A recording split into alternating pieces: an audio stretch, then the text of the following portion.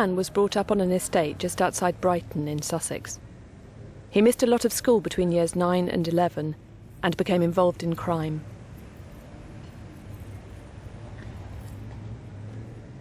When I was 14, got in with a group of boys who were criminals, car thieves, and done a lot of other things.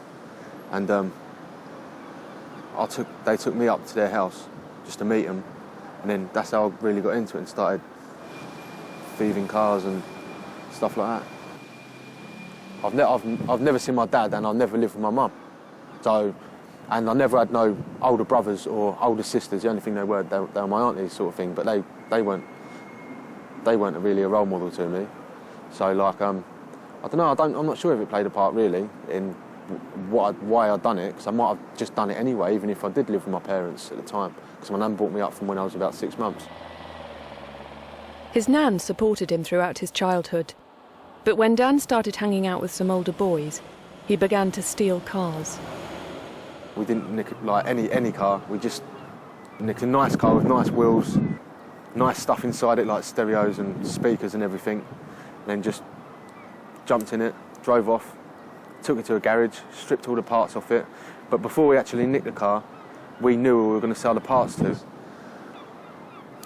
so it was all planned out. We didn't feel we were taking from people because it was just their stuff. It's insured. It's not like burgling someone's house because it's insured. So they don't really lose out. They get the money back because the cars we were nicking, they've got to have been insured anyway from like the stuff it had in them. So they weren't not going to be insured because it'd be too much of a big loss to them if they didn't insure it. We used to get 150 to 250 on a set of wheels. The main part really is all the body kit and everything on it like that. That's the most expensive. I feel guilty now for the people's cars I did steal because they must have woke up one morning to go to school with their kids and thought, I ain't got a car. When I was younger and committing crimes, I didn't know how people felt at the time when I used to do things to them and take things off them. But now I know how they feel. The law considers all criminal activity also to be antisocial behaviour, although many kinds of antisocial behaviour, like perhaps shouting abuse, is not necessarily a crime.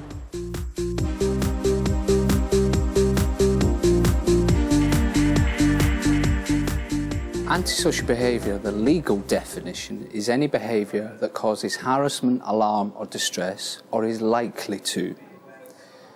In reality, what that means is that it can be behaviour such as graffiti, shouting, swearing, vandalism, criminal damage, threats, and actual violence. So it's quite broad-ranging in what it can cover, but the legal definition is harassment, alarm or distress. However, to a degree it's quite subjective. What may cause distress to one person doesn't necessarily cause distress to another. Behaviour in one context may not necessarily be antisocial behaviour, whereas in another context it may be. So for instance, if you live in an urban environment, playing your music very loudly till 3 or 4 o'clock in the morning is likely to cause harassment, alarm and distress. But if you live in the country with nobody else nearby to you, then obviously you can play your music without it bothering or disturbing anybody else.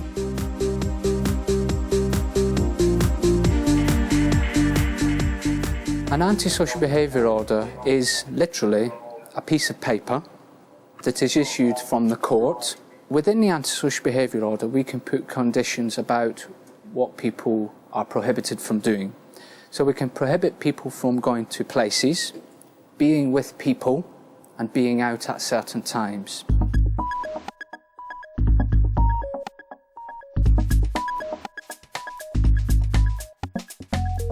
I was 16 at the time when I got my ASBO, and I felt quite bad really because I couldn't really go out with my friends because I had an 11 o'clock curfew because I had 8 conditions and I couldn't really go out after 11, so, and if I did I'd get arrested and get breached, so.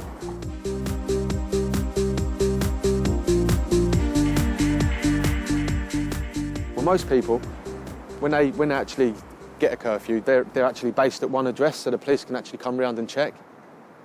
But because I didn't have no fixed address at the time, they put it to me that I wasn't allowed to be in a public place after the hours of 11, so I could be at a friend's house, but as long as I weren't outside and being seen by the police, that they can arrest me if I was out after 11. But if I was in anyone else's house, and as long as I didn't leave after 11, they couldn't really do anything.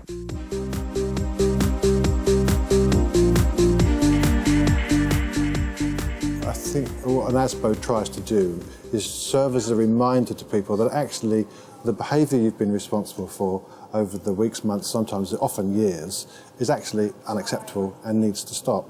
And it's about making that perpetrator a better person, if you like, and so as there aren't so many victims of his or her behaviour. We sometimes have young people particularly not taking ASBO seriously, and they do think of it as a badge of honour, as if it was some award.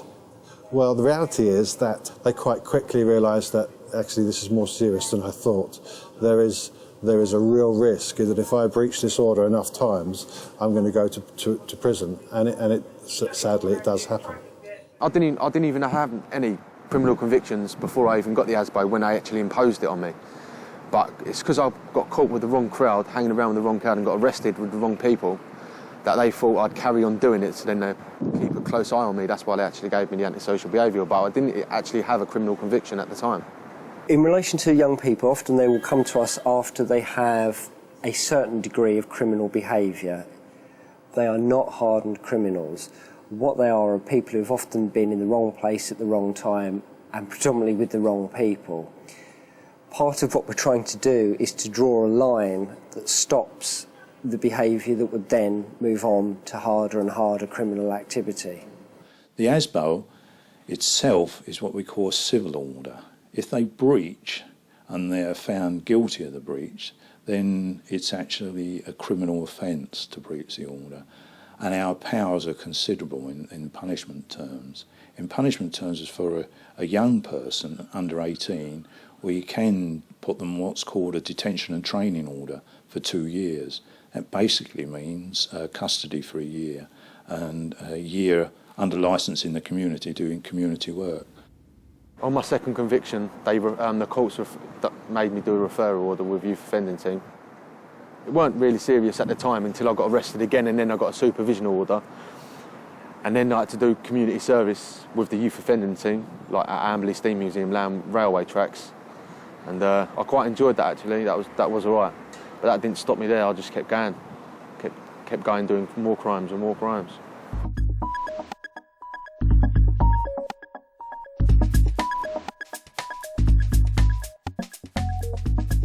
I was working with Dan about 3 or 4 years ago. Dan would have been probably about 14, 15 at the time. He was excluded from school. That kind of gave him a lot of time, and that meant he was hanging around a lot really. I think he drifted into a group of people where he got into a bit of trouble. He started to use drugs.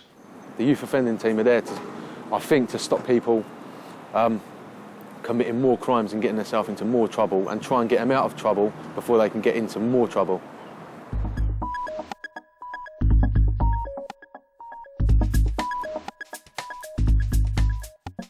When I was on my antisocial behaviour order, and I had a curfew at the time, I actually stole a car, and then one of my mates took the wheel on it. He went off, drove off the car. I didn't know where he went. He come back, and I didn't know, but he obviously went up the road, smashed into someone's driveway wall, smashed all that down, come back, and I could see all the car was smashed up, but I was so off on drugs that I didn't really care. Police car come up behind me, I spun off, went round a roundabout, went down this dead end. So I jumped out the other side, I ran round the back, and police were behind me, running after me. My mate just stayed there, he got pepper sprayed, he just had to stay there. And I ran up onto this bank and I didn't think the police saw me. And they were running all past me trying to look for me, and one police officer said, "Daniel?" He said, "I can see you, come out." And I was like, I shouldn't have said that.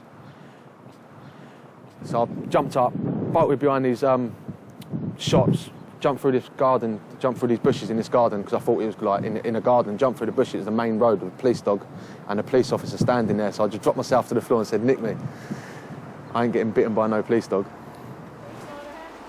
While I was on my antisocial behaviour order, I I got arrested for a few offences, including breach of my curfew. And when I went to court, they convicted me. I got 4 months on tag as well, which then I had 2 curfews. So, and that was from 7 till 7. And at the time, I was going to work at 7, because I wasn't allowed to leave until then anyway. I had to leave at 7, finish work at 5, and because it was in Newhaven, I had to get back from there, and it took about 45 minutes to get back, so I got back about 5. No, I got back about 6, and then I only had 1 hour left until I had to be in, so I couldn't really do anything. And when that came off, I still had an 11 o'clock curfew. Because I had the tag for 4 months, but I still had the 11 o'clock curfew even when they took it off.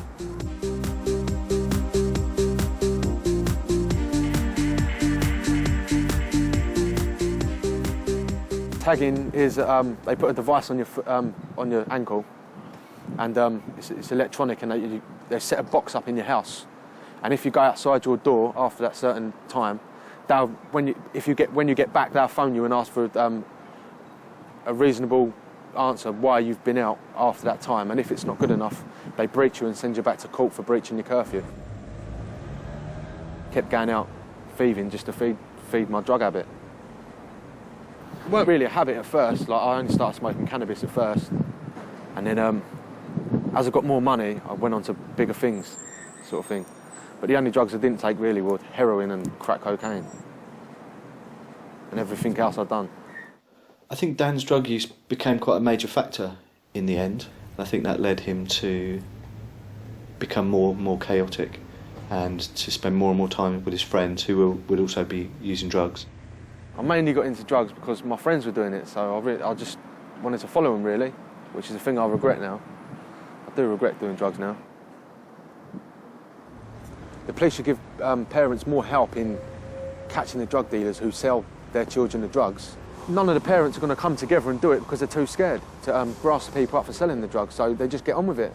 So that's why they barely ever get caught. I think young people should have more chances to prove themselves, because the amount of people to hang around with when they're younger do try and encourage them to do things, and like, they might not want to do it, but they do it at the time, and they might regret it when they're older. So I think they should give people more chances, younger people more chances. Yeah, I do think it's difficult to clear your name, because when you walk down the street and the police stop you and they ask your name and that, and they automatically think you're wanted, I'll still get pulled over for it, and I'm not even wanted. I still get pulled over for it, but I don't even commit crimes now, but they don't know that, so they still think you're the same person. The great myth is that all young people cause antisocial behaviour. The majority of the work that we do is not with young people. Thing within Dan, I don't quite know how to describe it, but that thing within Dan that he actually wanted to change. In order for a person to change, I think they have to be motivated to do so. And I think he always had that in him. He knows maybe that what he was doing was either wrong, or he wasn't happy with it, or he wanted to make it better. And he knew that maybe he was letting down the people around him. When I was younger and committing crimes, I didn't know how people felt when I used to do things to them and take things off them. So I've got loads of guilt for that now. I'd never do it ever again. I do feel like I'm a good guy now, but I know how bad I was in the past, but I have changed now, and I am much better than what I used to be. But I'm much better now. Much better.